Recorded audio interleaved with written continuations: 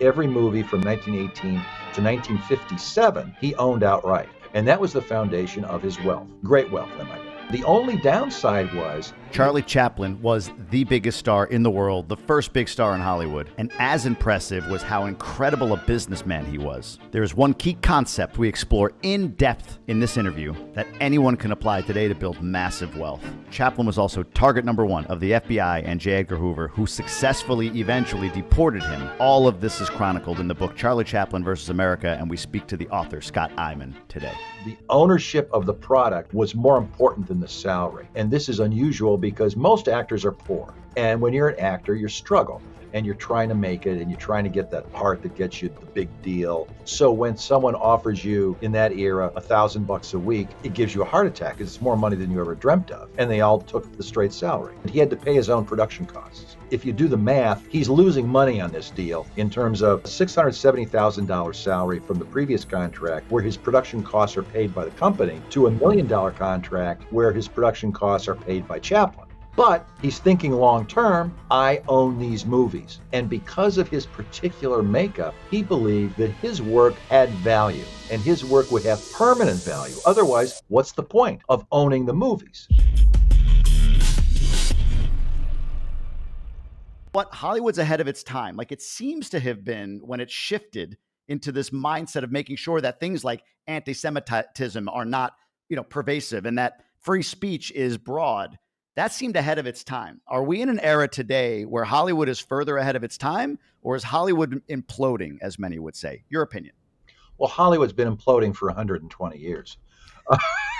Hollywood was imploding shortly after they put up the sign saying, welcome to Hollywood, because that's the nature of the business. It's a very kinetic, very chaotic business because there are no rules. The rules are constantly being overturned. And it's been like that since the beginning. The business was centered in New York. And then it moved to Los Angeles for all sorts of logical reasons, locations. You could shoot any kind of movie you wanted within 100 miles of LA. You could shoot, there's mountains, there's the ocean, there's deserts, there's everything any location you could want to shoot a movie.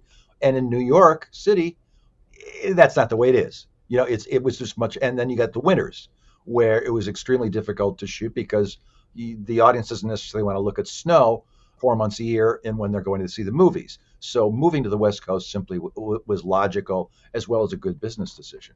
That said, it's always been a kind of chaotic, not audience-driven, creator-driven medium. In other words, the audience doesn't know what it wants until it sees it. And then everybody smacks their head and goes, of course, what? I knew that all the time. Well, then why didn't you make it 5 years ago? So for me, because I tended to focus on the studio era, the era when the studios were the strongest from, say, 1920 to, say, 1960, 1970, at which point things began to break up. They began to break up earlier. It just took a long time. It was like the Titanic hitting the iceberg. It takes a while for the ship to sink. So the ship started to take on water in the 1950s. It really didn't sink until the 1970s. But that's my area of greatest interest because that's my area of interest. It's as simple as that. So this is actually, I've written about the silent era before, my book on DeMille, the Chaplin book, of course. And people like John Wayne and Cary Grant worked into the 60s. John Wayne worked into the 70s. I've developed this kind of, but no one theory explains the American movie industry. It's intrinsically chaotic and always in the process of being invented, then reinvented yet again on a continuing basis. And it continues to be reinvented again. The pandemic was extremely damaging. Streaming has been extremely damaging, even though streaming essentially seems to be a vehicle for manufacturing content as opposed to movies, if you get my drift. I do. It's more like television than it is movies in that there's not a lot of original work being done. Everything's very derivative. I've seen literally a dozen movies about assassins in Yugoslavia or hitmen in Yugoslavia shot in shades of green and brown, and starring rejects from Marvel movies. And they're barely watchable, but if you put those out in a movie theater, you'd have crickets. Nobody's going to pay $12 or $15 to see those movies. They're just too ordinary, too reflexive, too indicative of other movies. Movie people tend to want to see big stars even if the vehicle is retro, or they want to see something new that they haven't necessarily seen in the last 25 years. So That makes sense. it's constantly reinventing itself, the movie business. So that's the history of it. Yeah. The short version. No, that makes sense. The curious, as our population ages out, baby boomers, pass on, and we're in this new generation, not so much Gen X, but maybe millennial, Gen Z, who are used to the streaming content and Yeah. so on. Is it a death knell for the in-person movie experience, or at least a significant detractor to the ability for the in-person movie experience to thrive like it has in the past? Is there just too much easy streaming content available for in-person movies to thrive? The key to life, it isn't money, it's happiness. And when you measure how happy you are, you actually become even more happy. Our friends at GoBundance, the tribe of millionaires, use a very specific tool to measure their happiness. It's called the Life Happiness Index. And you can have it too. Go over to GoBundance.com/LHI and take your Life Happiness Index assessment. You'll rate yourself in multiple categories on exactly how happy you are and get a custom output for you specifically that you can use in developing whatever goals you have for your life. GoBundance is the tribe of healthy, wealthy, generous people who choose to live epic lives. And the tool GoBundance members use at the base of all of that is the Life Happiness Index. Get out there and grab life big. We will know in 5 years, I think, because I don't think the movie theaters can continue doing business as it's presently constituted. You can't keep theaters open 52 weeks a year when you've only got 10 weeks worth of product people will pay to see. Right. It's easy to sell out when you've got Barbie or Oppenheimer, okay? Because people wanted to see those. But as soon as Barbie and Oppenheimer wear out their welcome and business goes downhill, then you're forced to be showing Liam Neeson in the 24th iteration of Taken. And you can get all those on one service or another in your own living room. Why would you pay $12 to see that? So that's the problem they're currently dealing with. And there aren't enough truly original movies being made to attract a fresh audience on a weekly basis. But that has been going on literally since the 1950s when television hit. I mean, television starts in the late 40s, but it doesn't really have a deleterious impact on the movie industry until the late 40s and into the early 50s. And then it was a bloodbath. It completely inverts the studio system, because the studio system basically meant you had in-house writers, in-house directors, in-house stars, and all you had to do was push buttons and you could cast a movie and make a movie, because everybody was working within the studio walls. And if you wanted to, you could go outside and get another actor on loan out. But mostly you didn't want to go outside, because what's the point in having all these people under contract if you're going to go outside, and hire freelance actors? So, but that became financially untenable because the audience began leaching away in 1947, 1948, 1949, and then the bloodbath in the 1950s. So movies got bigger. How do you compete with television? A little black and white box with a picture like this, literally, because that was the size of the pictures. You compete with size. You compete with color. Stereophonic sound, 3D, any gimmick you can come up with, sex. Okay. Yeah. You add things to the mix that you can't get now on television. And that worked after a fashion.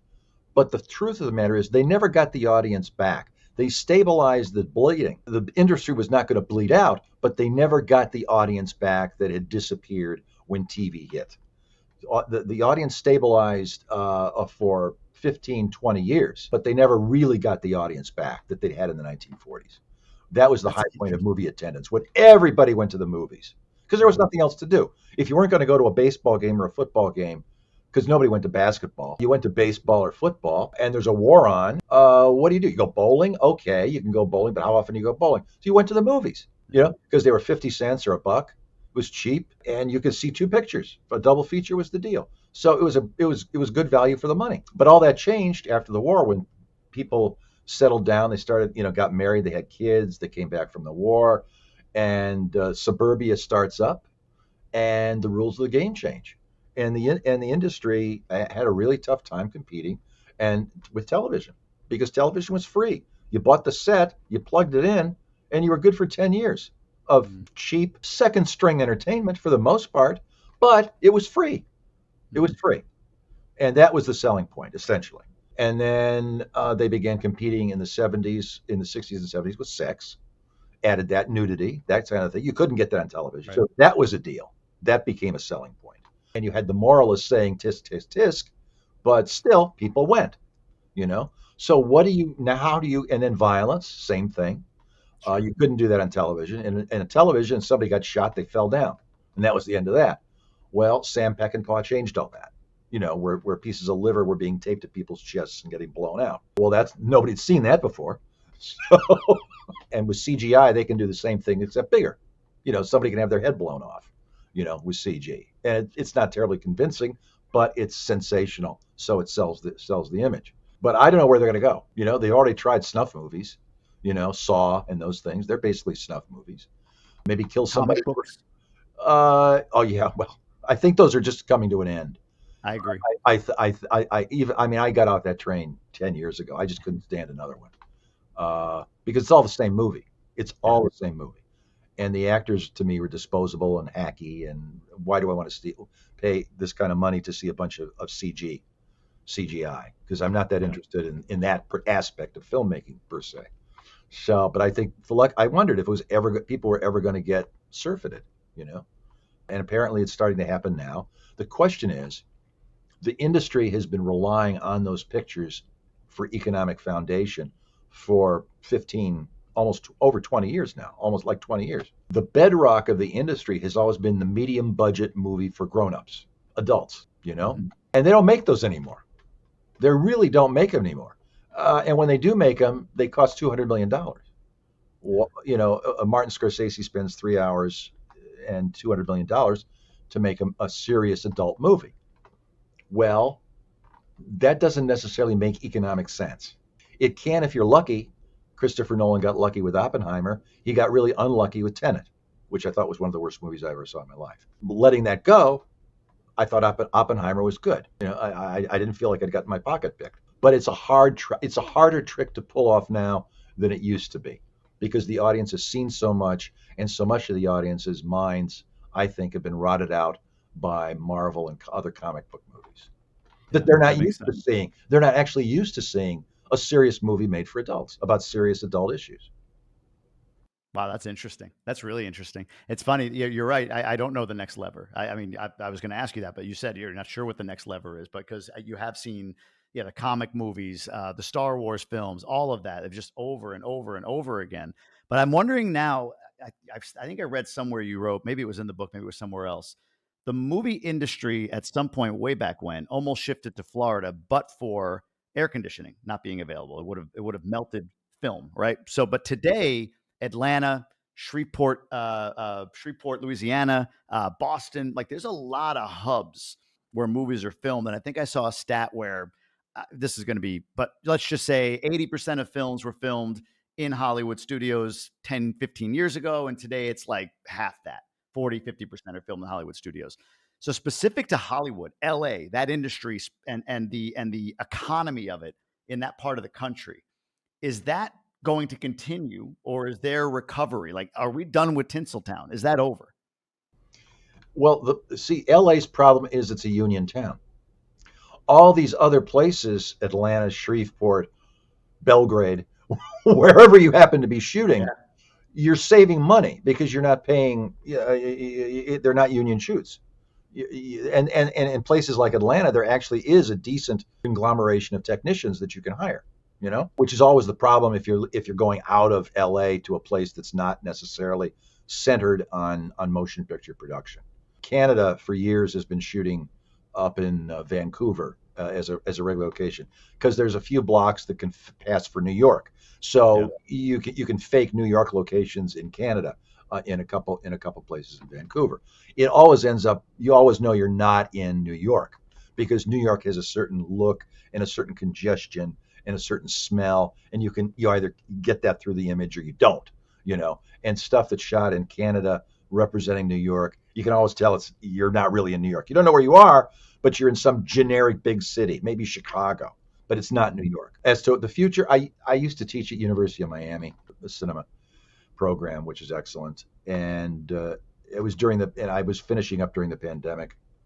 And I would tell my kids, I said, if anybody tells you what's going to happen 5 years from now, they're lying. They're lying. They don't know.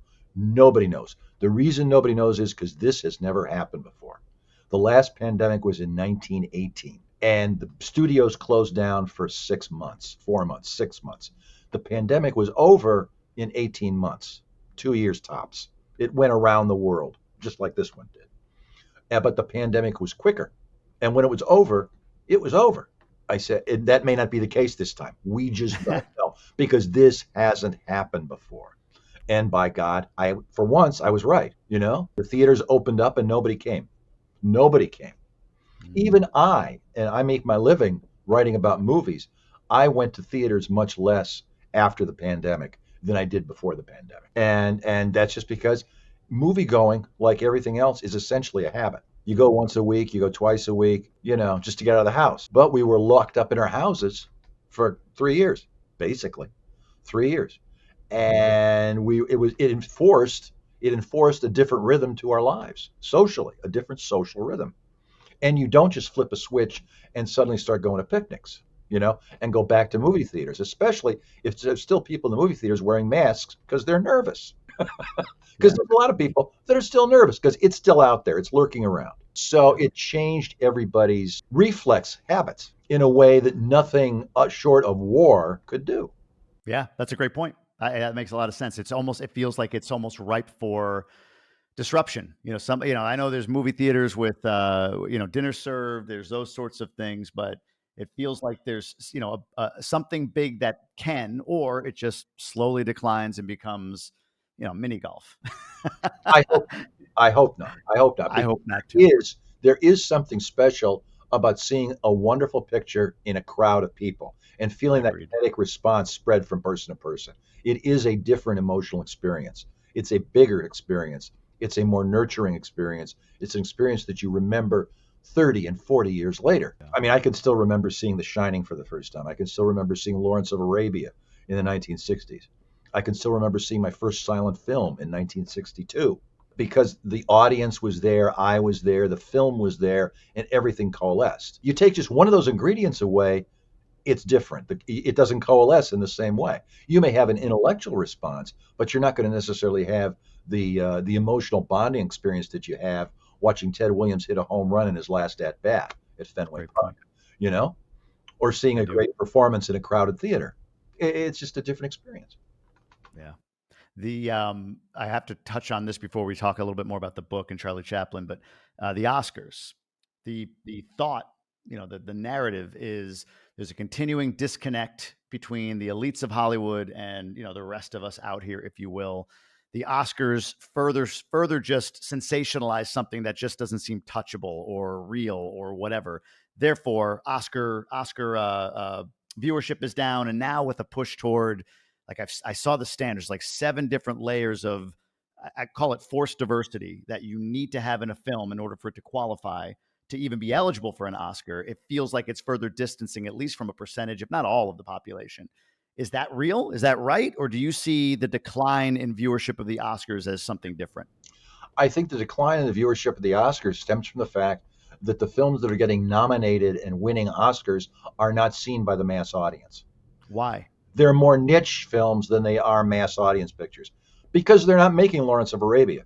They're not making They're making smaller movies because the budgets for a big picture are so huge that it mandates a different kind of approach. The only pictures that cost $200 and $300 million are the Marvel things and the DC comic books. Why aren't they on the list, though? Why is it that those, like you said, 10 weeks a year, there's product worth going to a theater for? Right.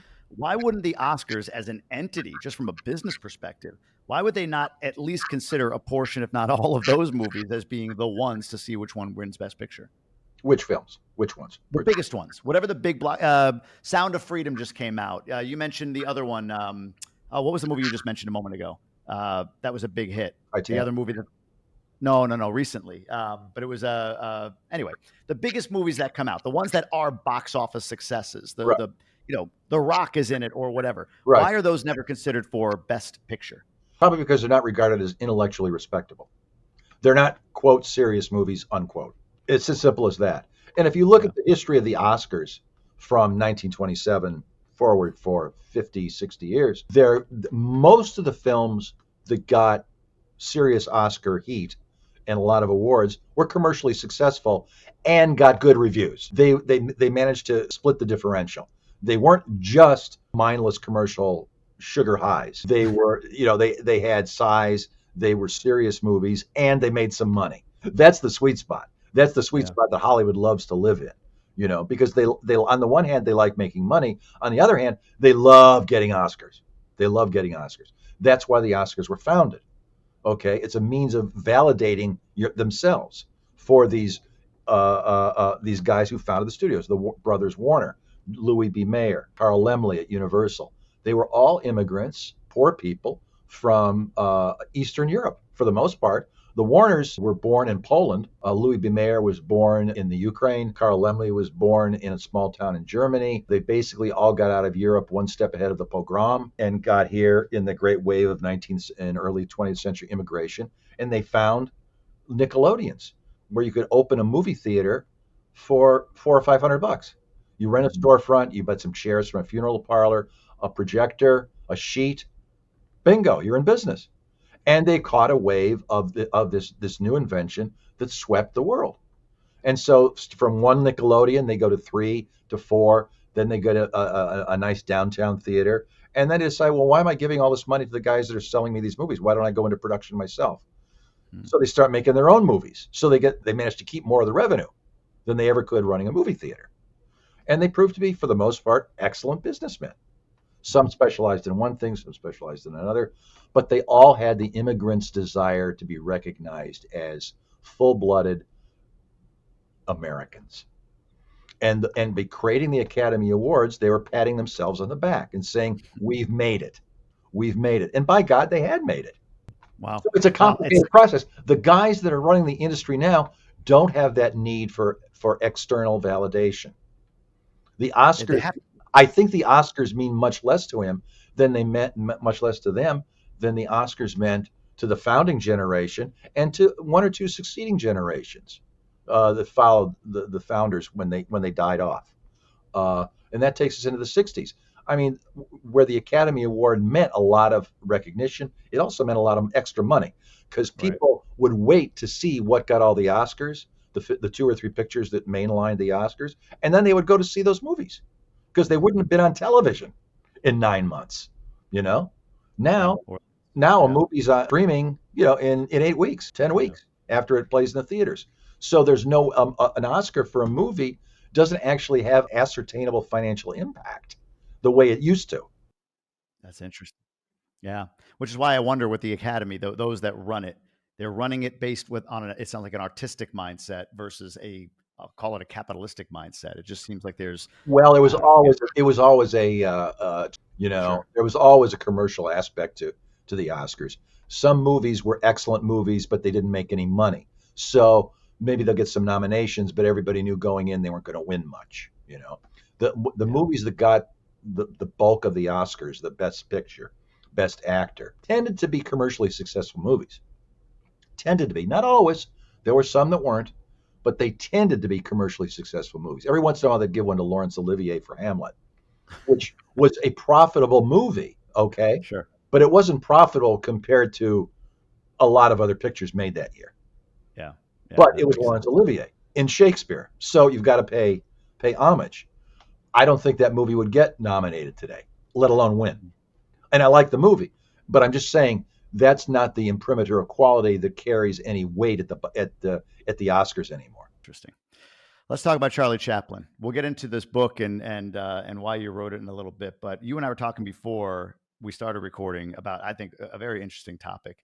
It's the concept of ownership. And this is something that Chaplin was, it seems like, in many ways, he was ahead of his time. This is one of those things.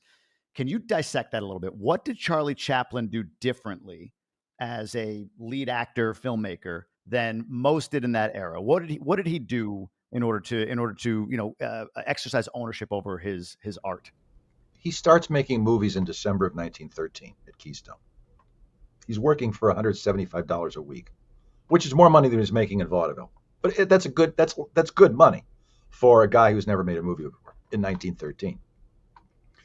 By 1915, he's making $1,500 a week. Oh, 2 years. got it. Now, again, this is 1915.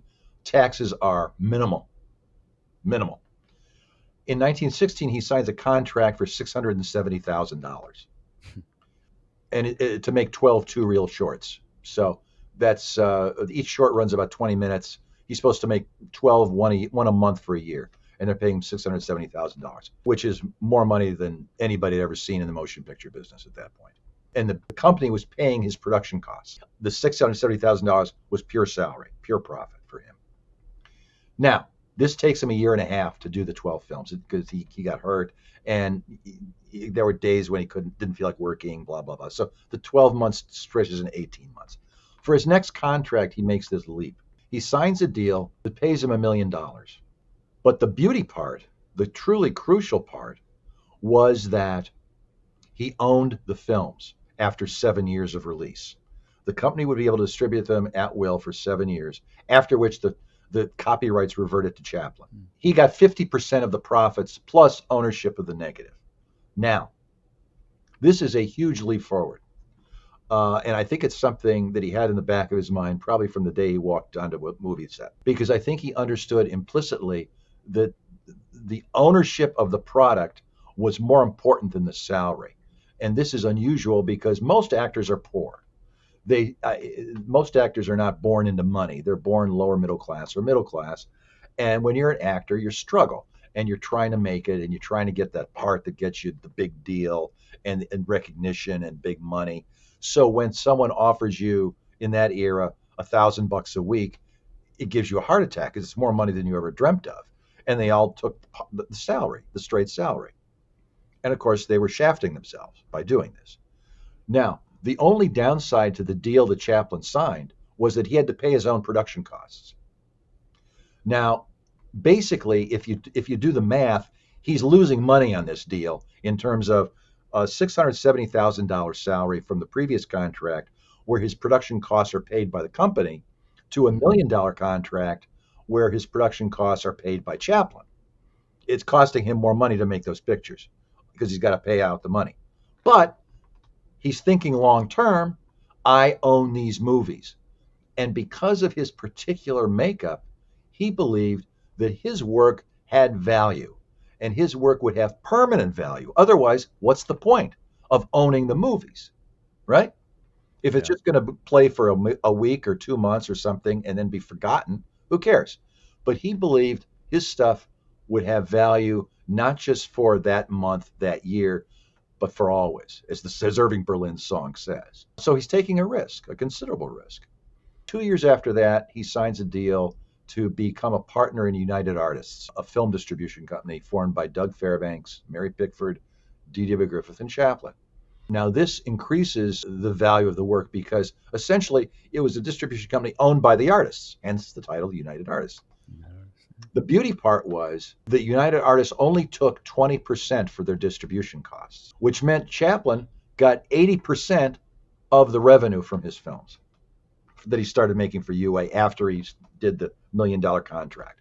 And again, he owned all his films. So what this amounted to is that every movie he moved maybe from 1918 to 1957, he owned outright. And that was the foundation of his wealth. Great wealth, I might add, as you can imagine.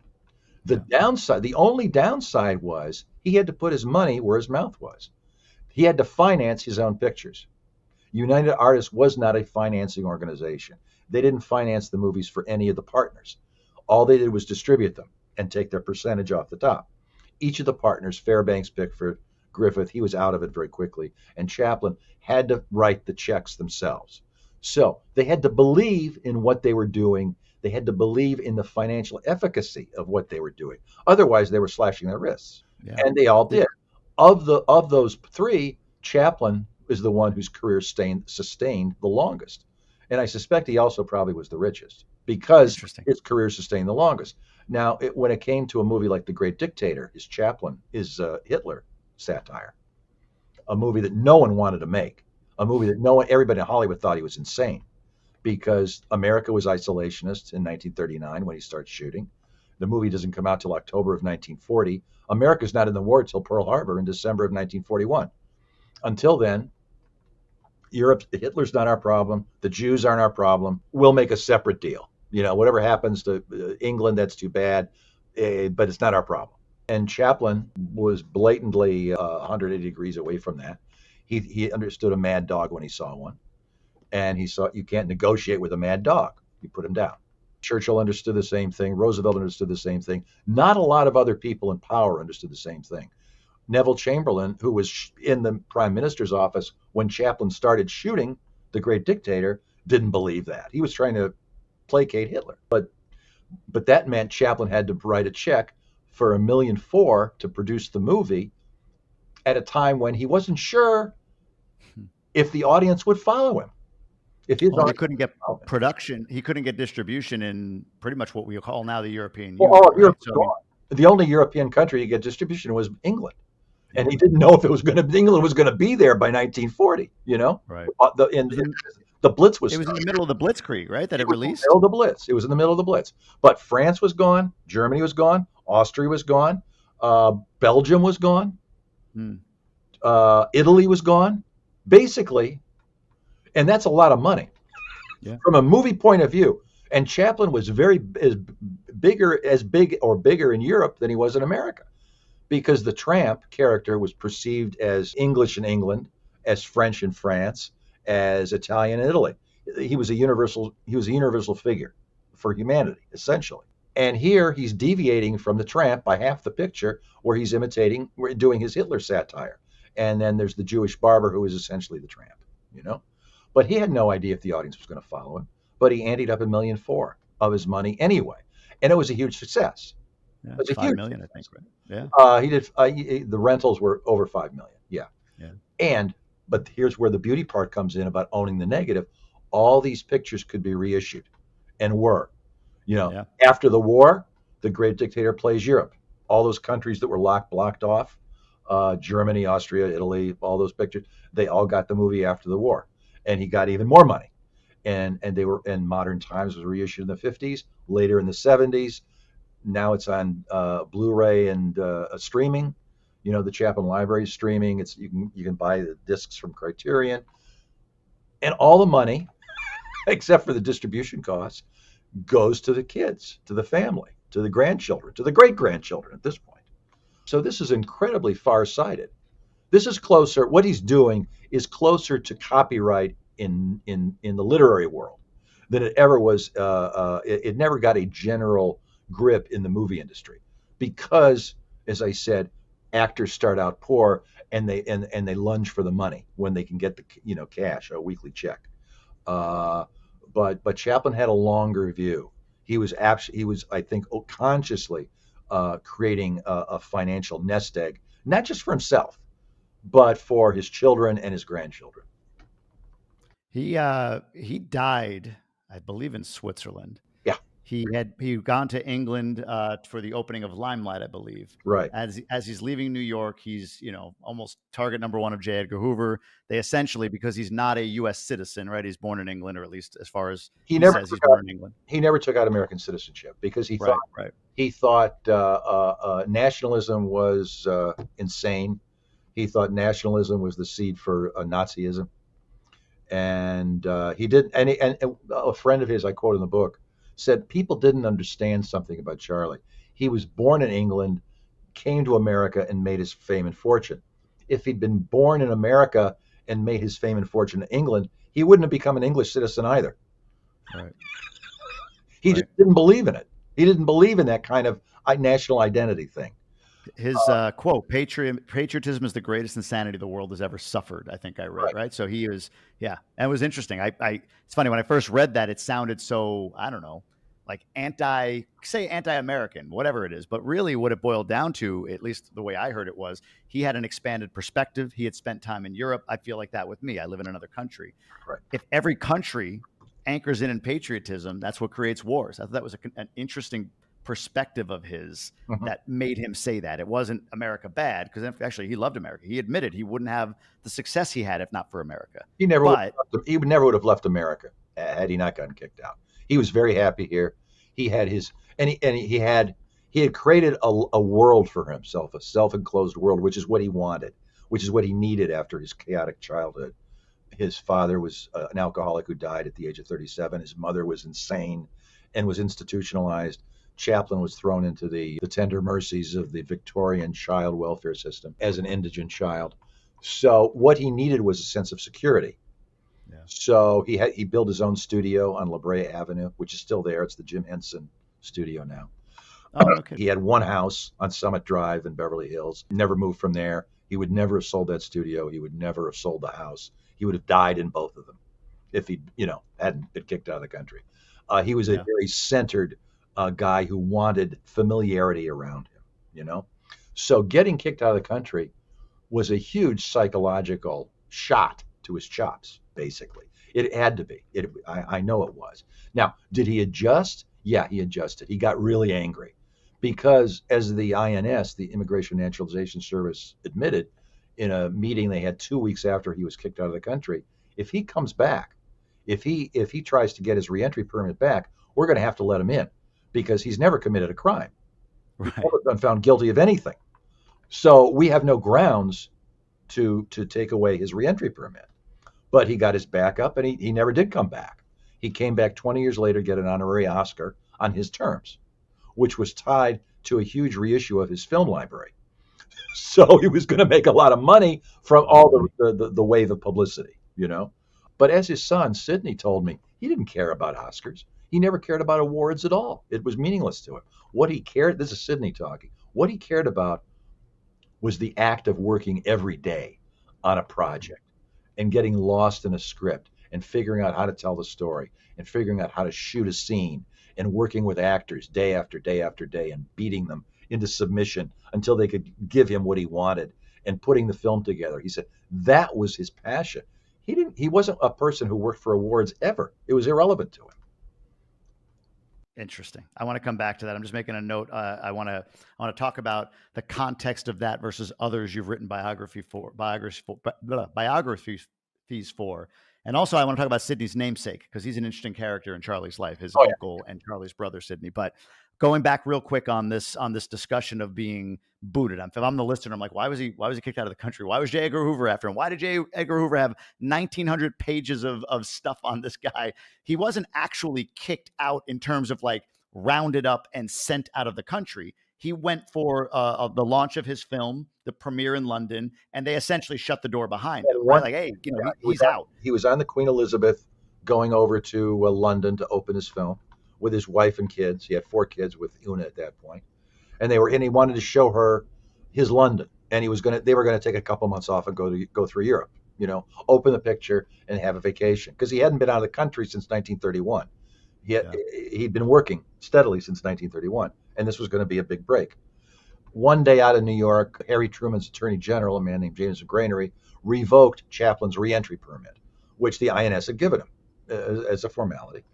And said, and then later on, without enumerating the reasons why, later on, McGranary said it was at a press conference where he said Chaplin had a leering, sneering attitude towards America. He was a threat to womanhood, et cetera, et cetera. There was a sequential series of events. It began with the premature anti-fascism of the great dictator, which riled many of the right-wing elements in America. It ramped up in 1942 after we get into the war.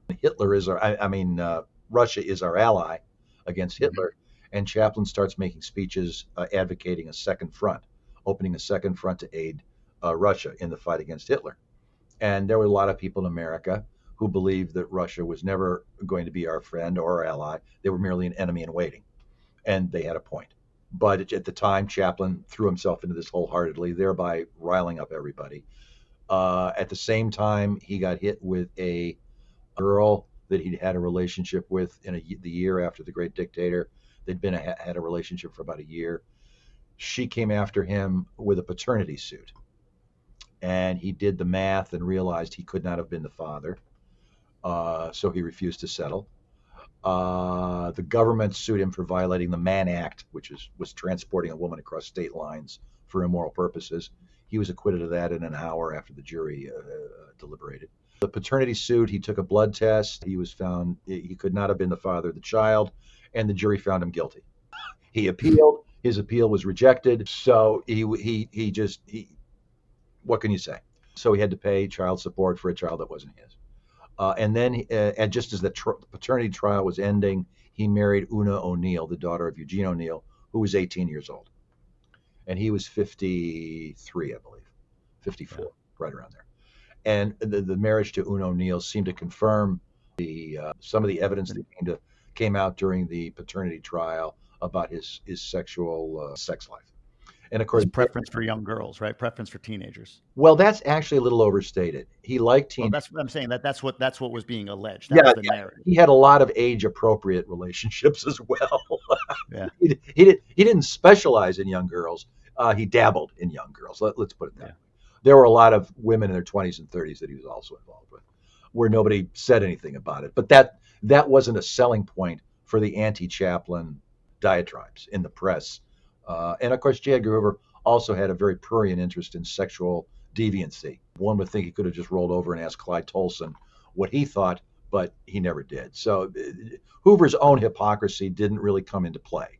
There was a writer, though, for the LA Times, I believe, right? A lady, I forget her name, who was making a big deal over his, call it, young girl preference, if you will. Wasn't that a big riling point? Maybe it wasn't the end point, but it was a riling. Hopper. Yeah. Oh, Ida Hopper. Yeah. It was a huge thing.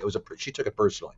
She was very conservative. She was a founding member of the Motion Picture Alliance, and she was very conservative, and she had a real thing about young girls being taken advantage of by older men, because she had been taken advantage of by an older man. Her husband was a man named DeWolf Hopper, who was a popular actor at the time. And he was in his late 40s, and she was a kid practically. And he married her and then dumped her, leaving her with a kid who became William Hopper, the actor who plays Natalie Wood's father in Rebel Without a Cause. Yeah. And he was Paul Drake on the Perry Mason TV series for years. Anyway, so she had a real personal burr under her saddle about older men taking advantage of younger women. And she presumed Chaplin was doing the same thing. One could make the point that it was the young woman who was taking advantage of Chaplin by accusing him of being the father of her child when he wasn't the father of the child. But that didn't have any traction at the time, and it probably doesn't have any traction now either. But yeah, Hopper was relentless. But Hopper was also, her conservatism meant, for instance, she wrote columns saying that The Great Dictator was going to be a terrible mistake, that it would probably never be seen, that it would never get distributed, that it was the wrong film at the wrong time, blah, blah, blah, blah. She just had a real problem about Charlie Chaplin, even aside from what she regarded as his sex life. Yeah. The interesting thing about who you've written about, it goes back to this concept of peak performance. Charlie Chaplin obviously was the most famous man in the world back in his time. Uh-huh. You've written about Cary Grant, John Wayne, legends, other people as well. I'm curious, especially in context of Charlie's brother, Sidney, who seemed to be almost he was obviously his protector all of his life, and maybe his prognosticator and manager later, like 1929, get out of the markets. Right. When it came to releasing the movie a movie before World War I believe, he warned of, France not being maybe available to the work that he's doing. So get the film out now. Don't worry about perfectionism. Get it out now. Right. Did every one of these guys have a Sidney? Like, what's the key? As you write about these guys, is there a Sidney present in the Cary Grant life, in the John Wayne life? Is that a key element to the success of some of these guys? Or is there another sort of thread through the head of all the needles of the success of these men? If you think about it, going back, if you think about it, there generally is one person they'll listen to, and it's not always the obvious person like their agent, or their manager. Sometimes in Charlie's case, it was his brother, who he trusted absolutely in a way that he really didn't trust anybody else, because life had told him not to trust anybody. That society is indifferent. Society itself is not going to do anything for you because they don't care. And a lot of individuals profess caring but don't actually act on it. Whereas Sidney had always been there for Charlie from the time they were children and done everything he could for Charlie. And now Sidney had his issues. I mean, sexually, he made Charlie look like a Methodist priest. Sidney was really out there. And he was really crazed about money. I mean, he was very tight. On the other hand, Sidney did very well financially. But when it came to Charlie, Sidney was his protector. And I think Charlie understood that Sidney would never tell him anything for Sidney's own good, only for Charlie's own good. So he listened to Sidney in a way that he listened to very few other people. And in looking back over some of my subjects, they've almost all had one person or two people who they trusted. Not always correctly. Not always correctly. Cary Grant had a business manager who was very good, a partner in production, who was not a movie guy. He was a businessman guy. But Grant trusted him, and he did very well by Grant. John Wayne had an agent who he trusted, a guy named Beau Roos. And it didn't work out too well because John Wayne should have been extremely wealthy, you know? And John Wayne was not extremely wealthy because he made a lot of bad business deals because John Wayne wanted to be in business with his friends, which is generally speaking a dicey premise, you know? Yeah. It's best to have a business relationship on a professional level. But once you get into business relationships with very close friends, you can accept things that maybe you wouldn't accept from someone you were in a business relationship with. You know, the friendship can allow things to happen and metastasize at times that will destroy the business that you're in. And Wayne got into some very bad business deals because of bad advice from his agent. But that's the risk you take. And Wayne's main Achilles heel as a businessman, he was a smart guy. You read John Wayne's correspondence, his business correspondence, and he's rigorously logical. And he wanted to be he wanted to be a lawyer when he was attending USC, and he was on a football scholarship because he didn't have any money, because that was the only way he was going to get to college, was on a football scholarship because the family was poor, basically. But his business correspondence is rigorously logical and bullet points, you know, and ends up summation. And he was obviously had a first-rate mind, but he wanted to be in business with his friends, and it cost him a lot of money over the years. And Yeah, he that didn't makes die sense. poor. He didn't die poor, but he didn't have Right. anywhere near the amount of money he would have had he had a more conventional mentality about had he had Cary Grant's mentality, for instance, about Sure. who to partner up with, or Chaplin's mentality, that you don't listen to anybody except Sidney. Yeah. John Yeah. Wayne did not have a Sidney in his life, whereas Charlie did have a Sidney. I love that. That's really good. I love that insight. I appreciate that. As we're recording this, maybe not we'll see what it's like when we release this. So maybe this won't age well. But I think of Russell Brand. Russell Brand is sort of the latest. I don't know if you've heard the stories about him, but maybe one of the latest sort of cancel culture potential victims. And I don't know if allegations are true or whatever it may be, but Russell Brand right now, if you look at what he does, he was an actor, an entertainer, a comedian, and now he's more of conspiracy theorist, railing against big power, big government, so on and so forth. Charlie Chaplin was one of the earliest examples I've known of cancel culture. He was essentially canceled. He went through a dark period when, around the time that he wasn't allowed to come back to the US. He went through a downtime. He was forgotten by many, and then he kind of resurrected later in life. But he was canceled essentially. Mm-hmm. So I'm kind of curious about compare and contrast some of the stories today, like a Mel Gibson, because I'm hearing you talk about Charlie Chaplin as like, let's understand this guy. If you talk to somebody who heard stories of Chaplin, it seems like he was a communist is a through line. Like that's stuck. Oh, wasn't he a communist? Right. But today's world, Mel Gibson, Russell Brand, there's somebody else I thought of earlier. Oh, like an Alec Baldwin after he had a conversation with his daughter on the phone that was recorded. A lot of famous people have been canceled for periods of time or are going through it right now. What do we need to be mindful of? In your study of Chaplin, he was canceled. I think you would say it was trumped up. It wasn't real. Like, he had communist employees. He wasn't a communist himself. He was more of a, hey, I want to do things my way kind of thing. What do we need to remember or remind ourselves of right now with a Russell Brand or Mel Gibson in the past or Will Smith or whomever that you see Charlie Chaplin went through before we sort of, label somebody, put the scarlet letter on them and say, hey, you're canceled? It's an interesting period because at the period that I'm writing about in the Chaplin book, the cancel culture came from the right, almost entirely. The whole Blacklist era was against anybody even marginally to the left or center. And a lot of people lost their jobs, even though they weren't members of the party particularly. And of course, a lot of people who had been in the party had rejected the party after the Hitler-Stalin alliance also got thrown onto the woodpile. Today, there's an equivalent movement on both sides. The left cancels people out of moral vanity, what seems to me to be largely moral vanity, like Woody Allen, for instance, who wasn't even prosecuted for anything. You know, he was investigated. He was not prosecuted. There's nothing here, which means he's innocent. Period. It means he's innocent. Yeah. He also married his stepdaughter. Uh, okay, so that's roughly analogous to Chaplin marrying his 18-year-old daughter of Eugene O'Neill, but it's not a crime. It's not a crime. Right. But effectively, Woody Allen has been canceled. On the right, people are getting canceled because they're drag queens, because the Violation of traditional values, right? yeah, Or yeah, violation of what's yeah, perceived to be yeah. traditional. Slavery had a good side too. Let's talk about that.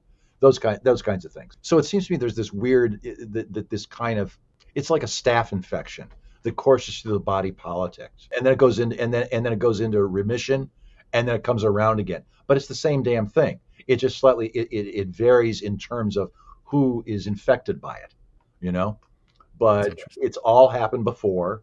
Chaplin and the Blacklist. Chaplin was the most prominent victim of the Blacklist, except he wasn't really taken as a victim of the Blacklist, but that's what it was.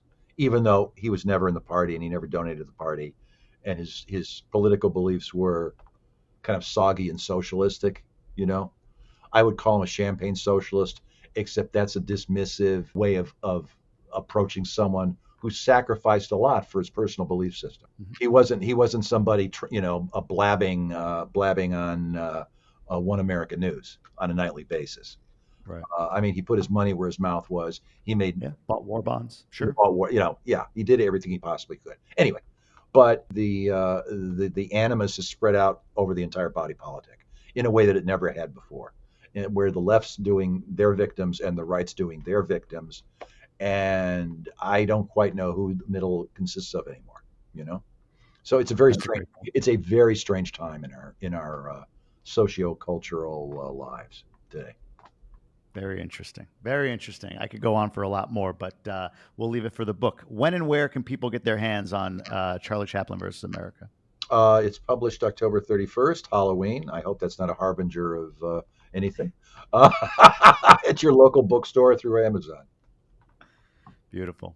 Scott Eyman, I appreciate you coming on. We'll make sure this episode releases around the time that the book comes out, and I hope everybody grabs a copy. I appreciate the advance copy. It was a fascinating read, and yeah, I thank you again for taking the time to jump on. Thank you, Jamie. I've had a good time too. Anytime.